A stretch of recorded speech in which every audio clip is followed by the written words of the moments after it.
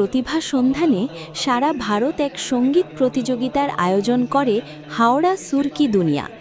রবিবার সন্ধ্যায় হাওড়া মধুসূদন বিশ্বাস লেনে সম্মেলনী সংঘে বিভিন্ন জায়গা থেকে ৪০ জন সঙ্গীত শিল্পী এই প্রতিযোগিতায় অংশগ্রহণ করেন। বিচারক হিসেবে উপস্থিত ছিলেন বিশিষ্ট বিচারক আহমেদ খান, গোপাল সাউ ও শামসেদ হোসেন।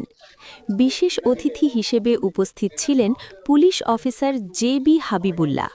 বিচারকদের বিচারে প্রথম স্থান অধিকার করেছে মিস রিয়া, দ্বিতীয় স্থানে মিস্টার জাফর এবং তৃতীয় স্থান অধিকার করেছে মিস্টার রাজ।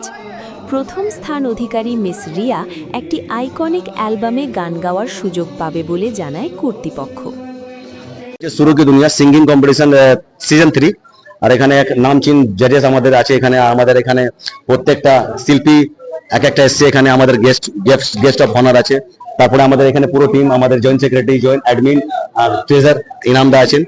তো একটু আমার টিম সঙ্গে একটু কিন্তু সিঙ্গিং কম্পিটিশন যে করছেন এটা খাদের নিয়ে করছেন, কিভাবে করছেন? এটা বিভিন্ন জায়গা দিয়ে আসছে সব।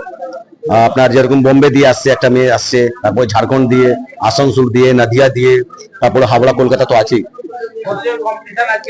আজকে মিনিমাম নানা করে আপনার 40 জন বিভিন্ন জায়গা দিয়ে এসছে। আছে 2 কেজি।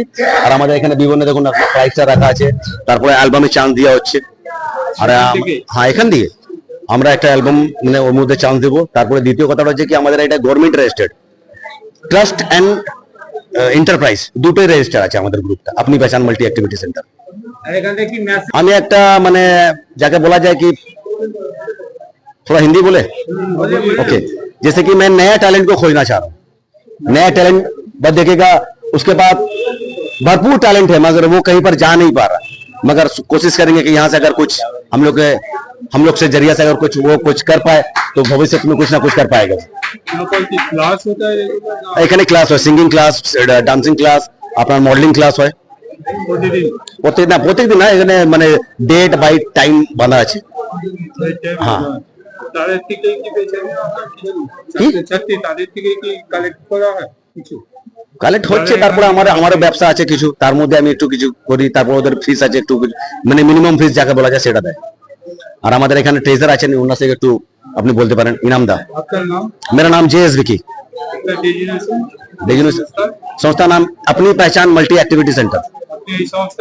আমি ফাউন্ডার এন্ড সেক্রেটারি। আর আমাদের এখানকার ট্রেজার। আজকে আমরা এসেছি এখানে अपनी पहचान सुरों की दुनिया সিজন 3।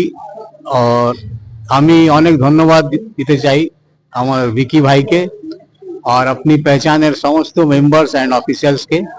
খুব ভালো লাগছে, খুব ভালো কম্পিটিশন হচ্ছে, সিঙ্গিং কম্পিটিশন। আমরা চাই যে আরো আগে এটা চলতে থাকুক।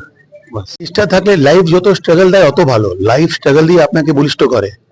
দেখুন তাহলে তো যত বড় বড় ডাক্তার, যত মহান লোক হয়েছে, মহাত্মা গান্ধীর ছেলে মহাত্মা গান্ধী হতো। কষ্টটা ঠাকুর তাকেই দেয় যে গাছে ফল বেশি হয় সে বেশি ঢিল খায়। যে গাছে দেখুন ফল নেই কেউ ঢিল মারে না। কষ্ট মানুষের দরকার। প্রথম দিকে দেখুন জীবনটা দুটো পার্ট। ফার্স্ট পার্ট যদি আপনার সুখে থাকে, সেকেন্ড পার্ট কষ্ট আপনার ভোগ করতে হবে। ফার্স্ট পার্টটা যদি কষ্ট থাকে, সেকেন্ড পার্ট আপনার সুখে হবে। এটা আপনি লাইফে আমাদের জীবনটা দুভাগে সিনেমার মতন ভাগ করা।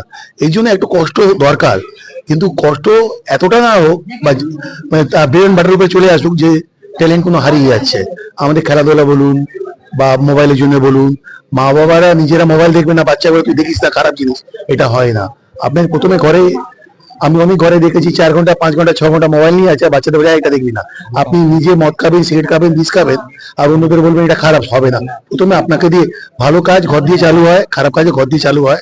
এসছি আপনি পেহচান, বান্টি ভাই ডেকেছে সুরো কি দুনিয়া। এখান দিয়ে সুরো কি দুনিয়া মানে নাম দিয়ে মনে হচ্ছে সিঙ্গিং কম্পিটিশন। তো যে ট্যালেন্ট গুলো টিকিয়াপাড়া আমাদের মাল্টি ট্যালেন্টেড বাচ্চারাও এখানে যার বয়স হয়ে গেছে তারাও মানে শুনছি তো তাদের গান মানে গলা খুবই সুন্দর।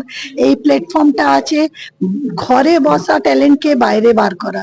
তো এই ট্যালেন্টটা দেখে আমার খুবই ভালো লাগছে, খুবই আনন্দিত হচ্ছি আমি। আর দ্বিতীয় কথা মানে কি, যে ইয়াং জেনারেশন গুলো আসছে তাদের কোনো গুরু নেই, মানে কোনো গুরু দীক্ষা নেই, তাদেরও এত ভালো ট্যালেন্ট, মানে এত ভালো গান করছে। আমি চাইছি এদের কিছু সাপোর্টে দাঁড়াক লোক। লাগছে একটা প্রতিভার বিকাশের মঞ্চ। এখান থেকে তো ছোট ছোট ছেলেমেয়েরা ভবিষ্যতে উঠে আসবে। যদি আমরা একটা মঞ্চ না তৈরি করতে পারি, তাহলে শিক্ষার কোনো যদি ব্যবস্থা না করতে পারি, তাহলে সে প্রকৃত শিক্ষাটা পাবে কোথা থেকে? তাই এই বিকাশের মঞ্চকে খুব ভালো লাগলো আসতে পেরে। মৃত্যুঞ্জয় ঘোষ। আমাকে বলেছিল, তাকেও থ্যাংক ইউ, আর জাজেসদেরকে তো থ্যাংক ইউ।